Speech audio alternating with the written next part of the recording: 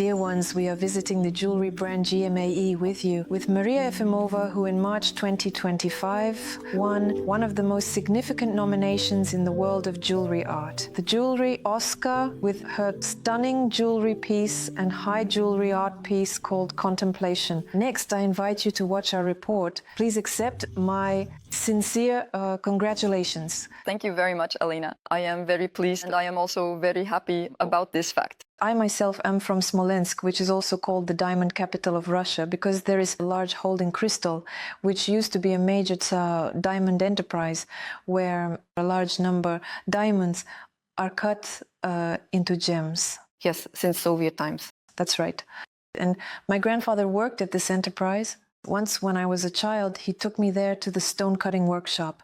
And that's when I became fascinated with this love for precious stones. I think that we all come from childhood, and all our victories, all our achievements, they also come from childhood. This is exactly related to my first question that I would like to ask you. I would like to know what brought you into this industry, what inspired you. My good acquaintance Ilgiz Fazuljanov, who also won the Jewelry Oscar twice.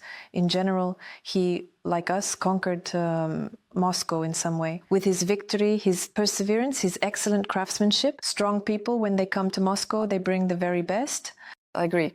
As for my path, it was not a path I chose. From childhood or youth, I came to this much later in life. I came to it indirectly, but then it happened that I got drawn in, fell in love with it. And in 2019, I decided that I wanted to develop my own brand in this, to try it out. My own abilities, specifically, of course, as a jewelry designer, to experiment with it. In general, if we talk about childhood, I remember everyone was making bracelets out of wire, and I often sculpted various rings out of clay and so on. My first ring was given to me by my mom when I was 13 years old. A silver ring with a Yakut chrome diopside. And I really loved this stone, and that ring was very precious to me. And my first question, what was the impetus on your path to the heights of jewelry art? Is it the beauty of Yakutia or the love for Yakutia's precious diamonds? Well, it's a symbiosis, both. In general, it's not just a love for diamonds, but for precious stones in general, really for any stones. Because indeed, when you hold a stone in your hands, when you examine it, some kind of magic is born. Yes, I agree. And secondly, of course, Yakutia provides its own some kind of strength, its own some kind of uniqueness, probably authenticity. It is both beautiful and very vast, and the harsh land. It can either embrace and warm a person, or it can give such a thing. Well, shake them up, temper them. Then it's a region where many peoples live, both indigenous and those who have come and settled there. And this symbiosis of different cultures, it also provides a lot of understanding. Plus, the Yakuts, on one hand, adopted Orthodoxy at one time, and almost all are baptized, but remained pagans at the same time. Maybe, of course, for church-going people, it sounds somewhat strange. But overall, we still remain pagans, people who worship nature, specifically its power and might, because there is nothing stronger. A human is only a part of nature, not its master. This understanding is with all of us, as if with mother's milk. Therefore, probably, a slightly different attitude and vision, the ring of contemplation, which conquered the competition in Hong Kong, and last year conquered the competition in Gokran. I see the northern lights in it. And the tourmaline, which is like the color of life and life itself. The combination of green with blue expands the cold diamond sky, and the three colors, blue, sky blue, and green, create the palette of Yakutia, which for a short time transforms from the realm of cold into a whole world of life. And both of these realms, like yin and yang, complement each other and enhance each other's beauty. My husband, who has traveled all over the world and was in Yakutia for work, and said that it reminds him of contemplation. The Isak festival, which, if I pronounced it correctly, is celebrated in Yakutia. It is a summer festival when Shtor girls can wear jewelry, Yakut jewelry. Tell me, is this a correct association? Well, the association is very similar. It actually resonates with what meanings I have invested in this ring. As for our festival, yes, this festival is held on the day of the summer solstice, and it is a festival that unites the entire people. In general, it is celebrated for 3 days when Everyone in national costumes and jewelry participates in various rituals, ceremonies, and sports competitions, including national sports. It's such a large and beautiful event, and it gathers thousands of people. There is a specially designated area for this near Yakutsk, a space where all this takes place, and it is also celebrated throughout Yakutia. By the way, come visit. It's really beautiful to see and experience. It's interesting. Regarding the ring itself and the meanings embedded in it, for me, Yakutia is a vast expanse. This is not only for me in general, it truly is so. There is no such expanse anywhere else in the world because the area is over 3 million square kilometers. Less than 1 million people live there. So you can imagine the population density, and it's just vastness, vastness, vastness. And indeed, when you travel across Yakutia by any means of transport, it's especially noticeable, of course, when you're flying on a plane, you just fly, fly, fly, and below you. Not a single city, not a single village, just forests, fields, mountains, rivers, vastness, vastness, vastness. Then your eyes find rest. And there indeed a very powerful recharge happens, because when you arrive there and head into nature, I think nowhere else in the world, it's impossible to find such solitude now, because wherever you go, there will always be someone not far from you. But here, it's just you, no one else. And indeed, your eyes rest, your mind rests, your ears from all this superficial noise, because it happens in a big metropolis. And why is it called contemplation? It's mirrored, you could say, executed both on the outside and the inside. It's about us, about people. That, yes, beauty it is. Everyone has it, but it's not only external, it's also internal, and it passes through you. This introspection is very important for every person. It's a philosophical meaning about self-knowledge, contemplation of what is happening, about nature, these expanses, this color. Yes, it's a collective image. Also, the Lena River, the great river, which is very full-flowing, very powerful, which simultaneously gives life and can take it away. Someday come to see the ice drift on the Lena River. It's also a very, very impressive sight, because the river is very full-flowing, very wide. Ice blocks are meters high. These hummocks are several meters. The cracking of this ice, it's all very beautiful. And it's a collective image of a strong woman. Yes, indeed. Why did I choose the stone, specifically Paraiba? Because of the color. There is no other stone in the world with exactly this color. And this color, it's like a connection between a person and something greater, so magical. In general, I wanted to make such a ring. I roughly sketched it first, but I didn't know yet what the stone would be. So this particular sample of tourmaline fit into your internal plan for this piece of jewelry art? I feel a bit awkward when you say work of art and so on. I am also someone who is still experimenting with jewelry design. I can't call myself a master in this field, but it is definitely a creation. Maria, what did winning in Hong Kong give you? Was it an internal challenge for you as a master, or a conscious milestone on the path to the upper echelons of the jewelry community, which can and should be monetized? Of course, it's a kind of recognition that is very important when you create something, and it's not just a friend or a client saying, oh, it's so beautiful, it's good, I like it, saying thank you, and so on. But when you are recognized, your work is acknowledged specifically by experts, masters of the jewelry craft, especially from the international community. It's a very high evaluation, of course, very important to me. By the way, the viewers probably need to know that this is the very cup that was received in Hong Kong. Let's say it's like the Oscar specifically for jewelry. My next question is a question advice. From you as an established master of jewelry art, to me as a budding jewelry artist and gemologist designer, how can a jeweler transition to working for oneself? How difficult is it, and how hard was it to create your own brand? And I understand that part of the answer is obvious. You need a financial cushion. You need obsession with what you do and the desire to create something unique. But nevertheless, your signature advice. I'll start by saying that it is indeed very difficult. And those who think, oh, jewelry, there's a high price tag, and therefore you can easily make money, that's absolutely not the case. It's hard work, high competition, demanding very often clients and so on. But I think that's the case in any field, of course, if you're truly engaged in the work. Nevertheless, it's definitely not an easy business. In my situation, to be honest, I didn't fully realize these nuances at the time when I decided to do all this. Firstly, let's start with the fact that when I found this place for rent, we completely demolished all the walls. We did renovations. There was a small partitioned area with a low ceiling.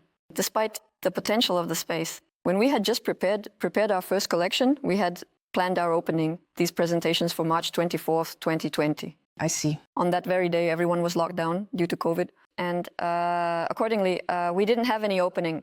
For 2 months, I was in a slight depression, probably.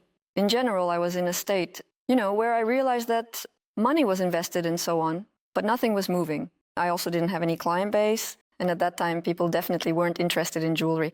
After all, Of course, there were other issues at stake. people, yes, if they spent money, they spent it on something else after all. I have a trait of character. I gather myself in a situation that I cannot influence in any way. In general, during the time of COVID, I didn't drink a single glass of wine, didn't watch a single movie, let alone a series. I read books. There was a lot of online learning, like IGS, right? Your course, precisely. No, and IGS, I attended in person. And I went in person to the GIA branches in Bangkok. I just additionally took other gemological courses at SSEF. There was also another American gemological laboratory. They have interesting courses. At that time, they were available online. There was a lot. I read books on some information, specifically there, either on business topics or motivational ones, or those that support the internal state. Then I realized that I needed a very bright collection because otherwise it was necessary for my internal state. And then I got in touch with my friend. We then created our first vibrant collection with a zebra print. The zebra was also chosen for a reason, because we were going through a rough patch, hoping for a brighter one. But as life goes, everything changes and you still somehow follow this path. The stripes are sometimes wider, sometimes thinner. And black then white, right? Yes, I must say the zebra is an animal that cannot be trained at all. It cannot be trained. Also, each zebra has its own unique print, like a human fingerprint. Yes, so there are no two alike.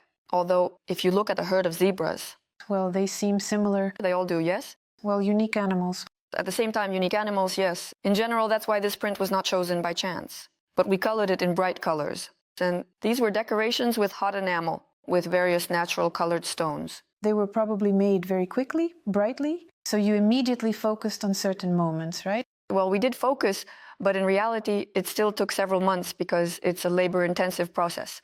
I must say, several months for a high-level jewelry piece is not that much. In general, by autumn, we released the collection, and then everyone was probably locked down for the second time. That was another challenge that you also overcame and gathered yourselves, right? Nevertheless, you still presented, still showed your jewelry to the world. And at that time, we placed an advertisement with anti-glians. They were already gaining momentum and were quite a well-known Telegram channel. That's how we got acquainted with the girls. After some time, another 6 months later, they offered me to participate in their collaboration with Alrosa. So one thing led to another, but it wasn't quick. And it was quite a journey through thorns, so to speak, to the stars. Well, yes, it was necessary. Well, even now, I wouldn't say that everything is very easy. Of course, of course. What is it for you, what you do? A calling or a profession? Art or still a high craft? And is it necessary to have a special education, or is the jewelry craft so complex that you can learn it all your life?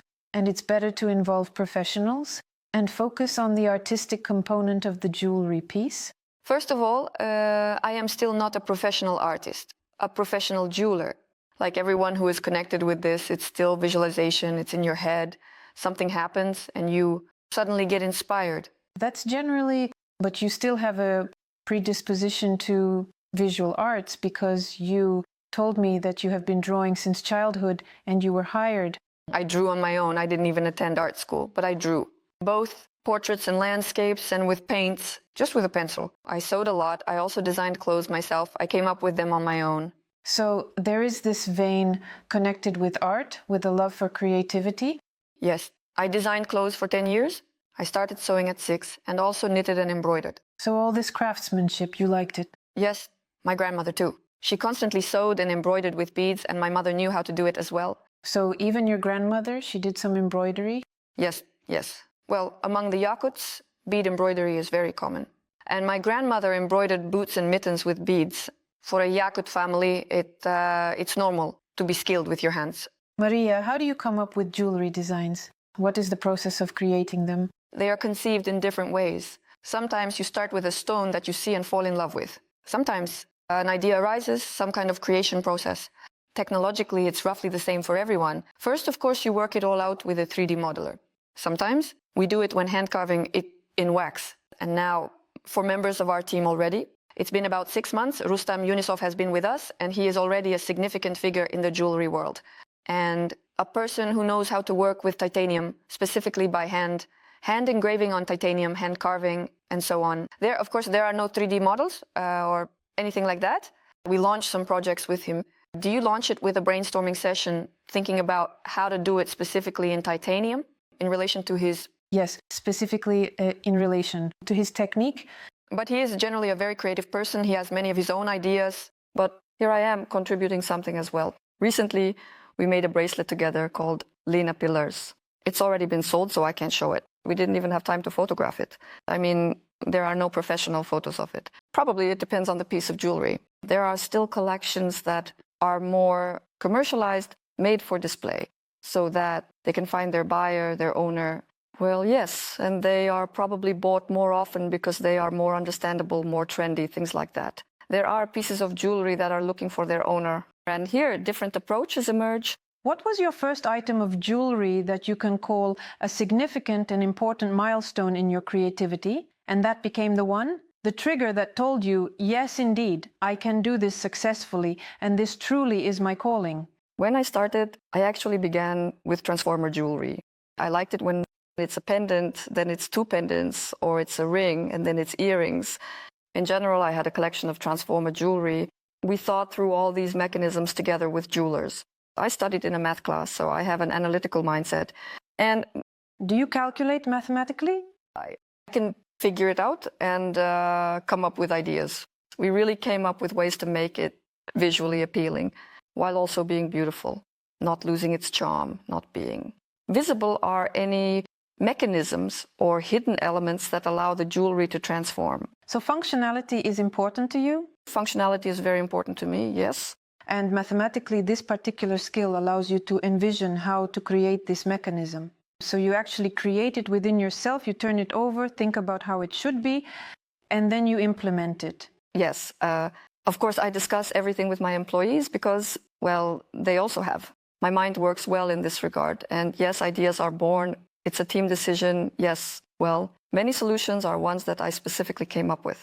Maria, which of your jewelry pieces is your favorite? Perhaps saying which one is my favorite is a bit inappropriate for you, yet because they are. All your children, all my children, yes. And to say that one child is loved and another is not. Correct. But I do have a piece of jewelry that is kind of dear to me. This piece is inspired, well, it's in the traditional Yakut style, but with a modern twist, so to speak. And it's precisely my vision, my connection to my homeland. For people who were born specifically in the central part of Yakutia, fishing, called monkai, is very important. This is fishing for crucian carp, which takes place in November when the ice has already formed on the lakes. Then the entire village gathers and goes to a large lake, doing it the old-fashioned way. Even if people can't go themselves, they can send a dog. And this is a unique type of fishing, inherent only to the Yakut people. Holes are made around the entire perimeter, a very, very large net is stretched, and the entire catch is taken at once. Then it is divided equally among everyone. That is indeed, this decoration is imbued with love for Yakutia, with these origins, and it carries quite a philosophical meaning. Yes. At the same time, a traditional element of the grivna is used here. They link a bigger. This is a chest decoration, but I transformed it both conceptually and technically. This decoration can be worn as a necklace and as a bracelet. Moreover, these scales, they all move. They have movement. And I see that there is not just enamel, hot enamel, there is guilloche filled in. Yes. Hot guilloche enamel with diamonds on the edges, which resembles the shine of scales, the sparkle of water, and even ice. Here we have fish, and the guilloche is in the form of many people who are united. This is the process of fishing. Yes. Well, this process is truly spiritual as well, because it's preparation for winter, for a harsh winter. And since everyone had different circumstances, both in terms of health and in terms of everything else, the philosophy here is that the entire catch was shared equally. There was no such thing as, I'm a man, I'm stronger, I'll take more. Everything was fair. Yes, so it can be worn as a chest ornament, something traditional, or as a separate bracelet, a separate shorter necklace. That's one option. Actually, more about this piece of jewelry. We made it in 2022. In fact, I also wanted to take it to the Gokran competition, but it didn't pass the first round, but it didn't become any less. But it is dear to me because it has a soul invested in it. A competition is a competition, but not everything always works out. And if there are people watching us who are also involved in jewelry making and seek recognition, try. Just don't despair. If you didn't pass something somewhere, it doesn't mean anything yet. You need to try again and still strive for it. Of course, that's absolutely right. Artificial stones are bad. Why is everyone so skeptical about them? Is it really a piece of jewelry art? You must definitely use natural stones, which increase its value. But visually, it's almost impossible to distinguish from artificial diamonds, for example. For me, obviously, as a retrograde aesthete, I want to use only natural stones. I'm very interested in your opinion, Maria. I use both natural and lab-grown stones in my work. I don't see anything particularly inappropriate about it, or that it's completely not acceptable and so on. For me, it's just another material to express some creative ideas. As for the prices, I also don't think there's anything shameful about it.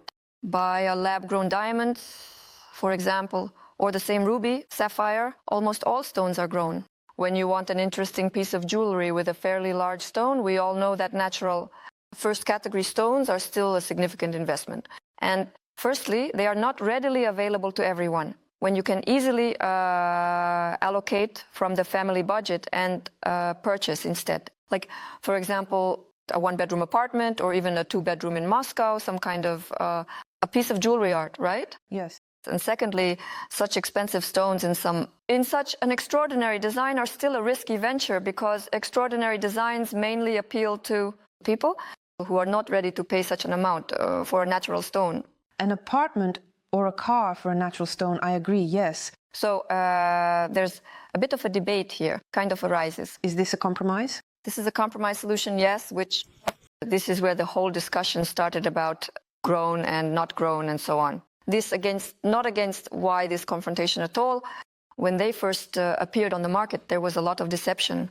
When people were given an artificially grown diamond as a natural one, people paid for it accordingly. The cost of that car or apartment, but they received. Something completely different in the end. A completely different material, yes.